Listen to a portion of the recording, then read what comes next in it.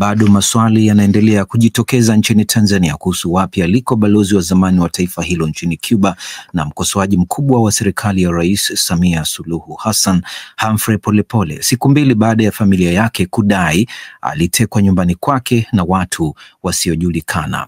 Kakake kwa jina Godfrey Polepole alisema waligundua Humphrey ametekwa jana Jumatatu baada ya kufika nyumbani kwake na kukuta milango imevunjwa, nyaya za umeme na damu kutapakaa sakafuni. Polisi Tanzania imesema inafanya uchunguzi kujua aliko Polepole, lakini swali kuu linaloulizwa ni je, nani amemteka, kwa nia gani na yuko wapi balozi huyo wa zamani wa Tanzania nchini Cuba, Humphrey Polepole? Maswali haya na mengine mwenzangu Amina Abubakar amemuuliza mchambuzi wa masuala ya siasa Marcel Hamdun. Ni kazi ngumu sana kwa sababu hakuaminika kama alikuwa ndani ya nchi huyu bwana, lakini ghafla kaka yake akadai kwamba ametekwa ndani ya nyumba na amechukuliwa na nje kuonekana kama kuna damu hivi. Sasa ni mambo ni mtafaru kwa ujumla, ni kwamba hata sasa hakufahamiki vizuri. Yeye anasema polisi wanachunguza, na polisi wenyewe wamedai wanachunguza, wanafuatilia kisa hiki, lakini wakitanguliza hoja kwamba walimwambia aje kuripoti polisi kuthibitisha madai yake, lakini alikuwa hajapatikana. Kwa hiyo wanaonekana kama hawana habari sana. Labda nikuulize hili kwamba kwa sababu umelitaja hapo swala la polisi, kulingana na taarifa iliyotolewa na polisi, maana jana kamanda wa polisi kanda maalum ya Dar es Salaam Jumanne Muliro alisema na wenyewe wanafuatilia, na mtu anaweza kupata picha ni kana kwamba hawajui aliko, hawaoni kama katekwa.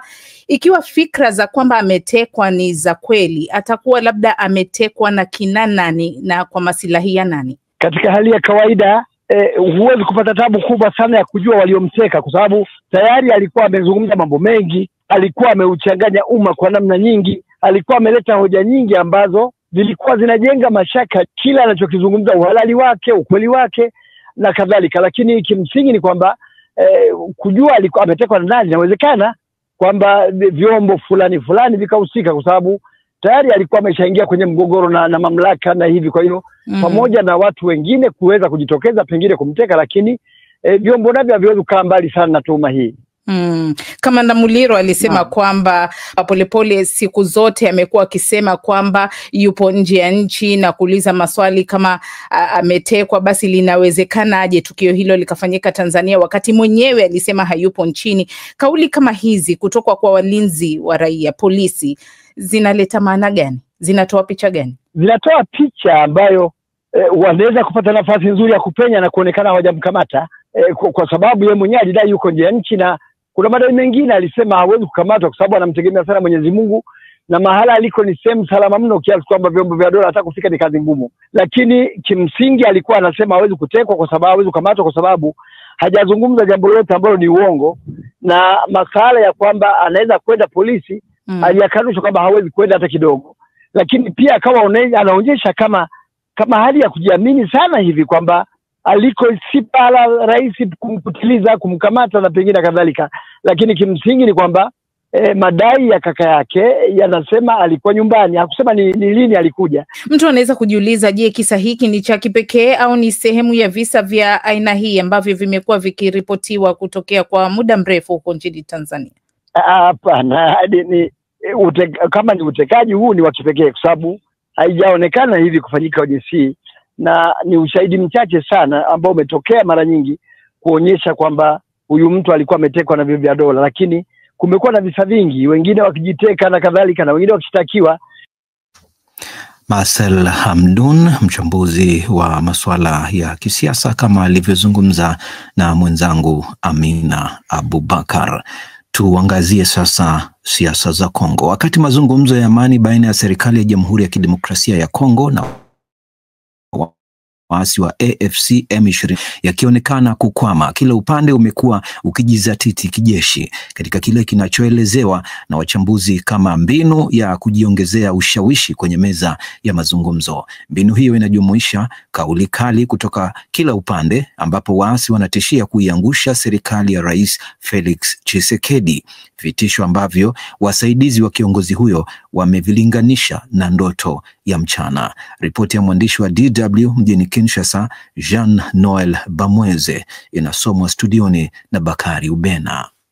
Wiki mbili tu baada ya waasi wanaodhibiti sehemu kubwa ya mashariki mwa Jamhuri ya Kidemokrasia ya Kongo kusajili zaidi ya wapiganaji wapya 7,000, karibu wapiganaji wengine 9,000 wamehitimisha mafunzo yao wiki iliyopita. Katika sherehe ya kuhitimisha mafunzo ya kijeshi ya wapiganaji hao wapya jana huko Chanzu katika jimbo la Kivu Kaskazini, kamanda mkuu wa waasi wa M23 Jenerali Sultan Makenga alitangaza azma ya waasi hao kuangusha kile alichokiita utawala mbovu wa Kinshasa. Lakini kwa chama cha UDPS cha Rais Felix Tshisekedi, tishio hilo halina maana yoyote. Christian Lumu Lukusa ni mmoja wa viongozi wa chama hicho. Le président Tshisekedi ne sera jamais. Rais Tshisekedi hawezi kupinduliwa na vikaragosi vinavyopokea amri kutoka Kigali au kwingineko. Kuhusu madai yao ya kuongeza idadi ya wapiganaji, wajue DRC si uwanja wa michezo. Serikali iko tayari, jeshi letu FARDC liko tayari, na pia wananchi wako tayari. Wananchi wameazimia kumaliza upuzi huu wote. Tutausambaratisha uasi huu muda si mrefu. Kauli hizi zinatolewa wakati mazungumzo kati ya serikali ya Kongo na waasi wa AFC M23 yakitarajiwa kuanza tena wiki hii huko Doha, Qatar. Ivan Muya, mtafiti katika chuo cha masuala ya mizozo cha St. Paul huko Ottawa, Canada, anasema kauli hizi zinalenga kuimarisha nguvu ya kila upande katika meza ya mazungumzo. Kila upande unaendelea kujipanga kimkakati. Kimsingi, kujiimarisha kivita inamaanisha kuimarisha hoja na misimamo kwenye meza ya mazungumzo. Tunaona hilo kupitia kauli zinazotolewa. Pia mbinu hii ya kutoleana maneno ya vitisho ni ya kawaida katika mchakato wa amani unaofanyika katika muktadha wa kijeshi, hali ambayo tunaiona sasa, kwani mapigano yanaendelea. Kulingana na Henri Pacifique Mayala, mtafiti katika taasisi ya Ebuteli na mratibu wa mfumo unaoorodhesha viwango vya uvunjifu wa usalama huko Kivu, mazungumzo ya mjini Doha bado hayajaweza kupiga hatua, huku mizani ya nguvu ikionekana kutobadilika kwenye mstari wa mbele wa vita.